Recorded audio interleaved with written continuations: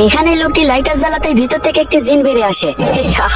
হ্যাঁ, লাইটারে জিন, আমি আপনাকে সাহায্য করতে পারি মালিক। চা খাবেন ঢেলে দেই? তাহলে এই সোনার লাইটার জাদুর মনে হয়। আরে ভাঙ্গেওয়ালা, তুই লাখ নয় কোটি টাকা কামাবি, কোটি। এই জিন আর কি করতে পারবে আমার জন্য? এই কোথায় যাচ্ছিস? শুনলাম এই রিসোর্টে নাকি দুবাই থেকে অনেক বড় শেখ আসছে। কি জন্য? আমি ওনার জন্য উপহার নিয়ে আসছি, উনি দেখলেই খুশি হয়ে যাবে। ঠিক আছে যা। শেখ সাহেব, আমার কাছে সোনার একটা লাইটার আছে, এটা আপনি কিনতে পারেন। এটির দাম $10 লাখ। কি $10 লাখ? আমি $1ও দিব না। আমি জানতাম আপনি এটাই বলবেন। এখন কামাল দেখেন। তখনই লোকটি লাইটার জ্বালাতেই জিন বের হয়। আরে আরে, এটা কি বেরোলো? এটা হলো জিন। যে হুকুম মালিক, চা খাবেন ঢেলে দেই? দেখলেন সাহেব, এইসব লাইটারের কামাল। এই জিন, 2 কাপ চা দাও, হালকা চিনি দিয়ে। যে হুকুম মালিক।